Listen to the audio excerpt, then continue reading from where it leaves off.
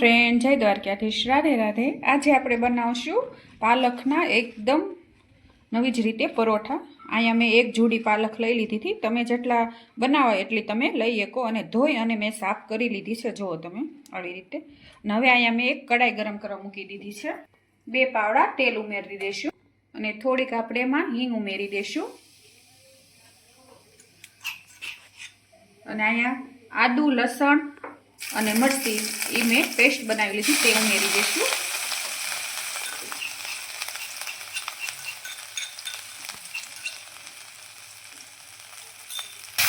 હવે આપણે એને તેલમાં સાતળી લઈશું।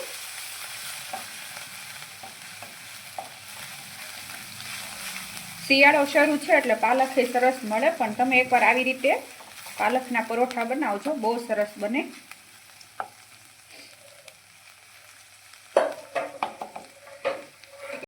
અને હવે એમાં આપણે આ પાલક ઉમેરી દઈશું।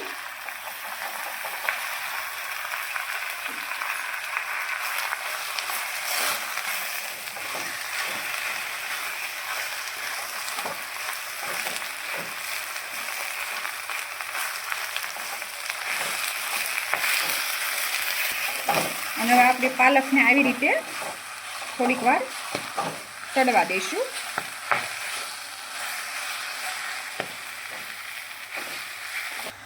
અને પાલક જો સડી ગઈ છે, હવે એમાં આપણે મસાલા કરી લેશું। થોડી હળદર ઉમેરશું અને 1 ચમચી લાલ મરચું ઉમેરશું અને સ્વાદ પ્રમાણે આપણે મીઠું ઉમેરી દઈશું અને આને પણ આપણે મિક્સ કરી લેશું આવી રીતે।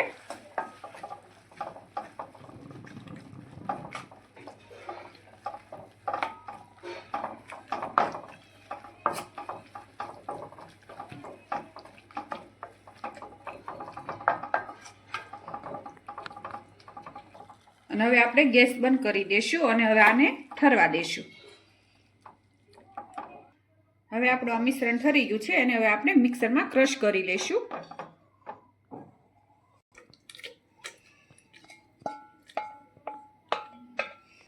અને થોડીક આપણે કોથમરી ઉમેરી દઈશું આમાં, એનો સ્વાદ પણ સરસ આવે।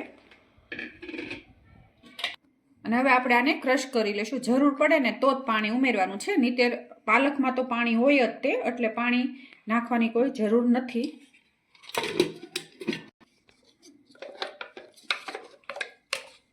જો તમે આપણી પાલકની પ્યુરી તૈયાર છે આવી રીતે। આમાં તમે જરૂર પડે તો જ પાણી ઉમેરવાનું।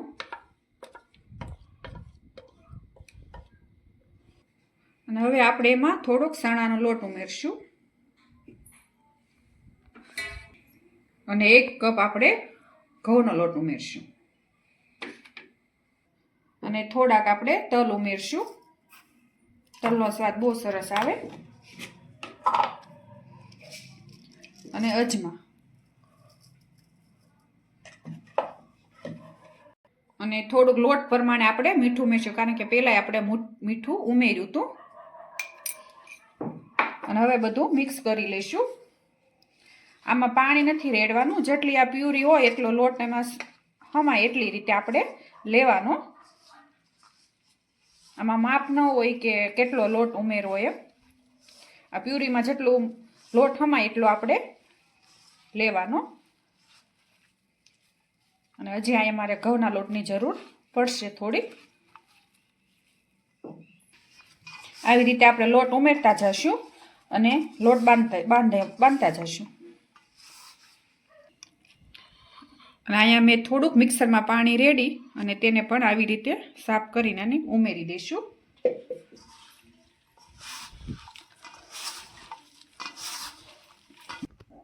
અને જો આપણો લોટ બંધાઈ ગયો છે, આવી રીતે બાંધવાનો। અને હવે આપણે એને 10 મિનિટ માટે ઢાંકીને મૂકી દઈશું। અને જો આપણો લોટ તૈયાર છે, 10 મિનિટ થઈ ગઈ છે। અને હવે આપણે એને તેલવાળો હાથ દઈ આવી રીતે કૂણવી લઈશું।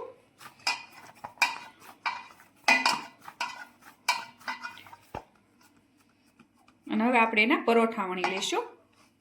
જવડા તમે પરોઠા કરવા હોય એટલા લુવા તમારે લઈ લેવાના, આવી રીતે જવડી સાઈઝના કરવા હોય એટલી। અને હવે આપણે આને વણી લઈશું.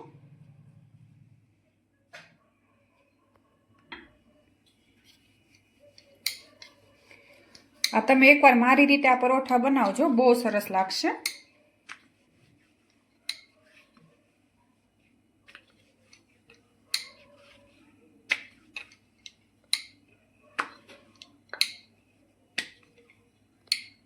અને હવે આપણે આની ઉપર તેલ લગાવી દઈશું આવી રીતે, અને ઘી પણ લગાવી શકો.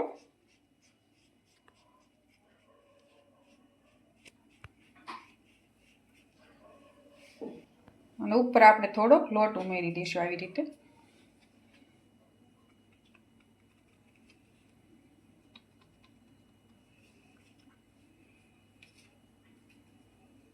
અને હવે આપણે વણી લઈશું ત્રિકોણ શેપમાં.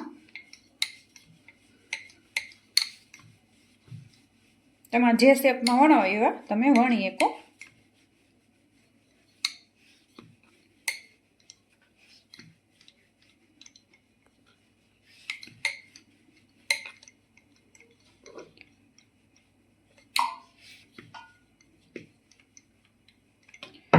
જો તમે. અને હવે આપણે આવી રીતે બધા પરોઠા વણી લઈશું. અને અહીંયા મેં તવો ગરમ કરવા મૂકી દીધો હતો, તેમાં નાખી દઈશું આવી રીતે.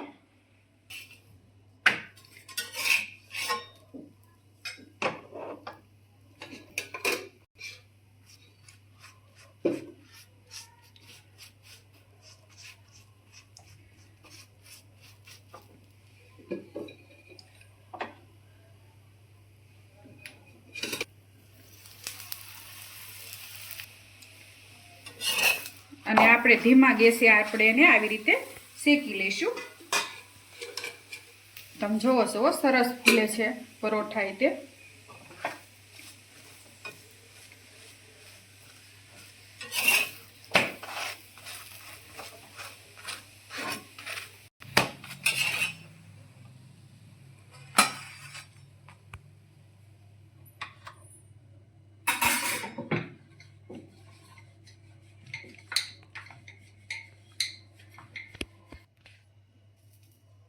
જુઓ તમે, આપણા પાલકના પરાઠા તૈયાર છે.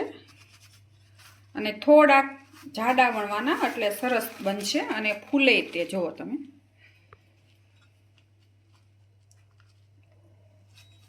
જો સરસ બન્યા છે, એકદમ સોફ્ટ ને ઉપરથી ક્રિસ્પી.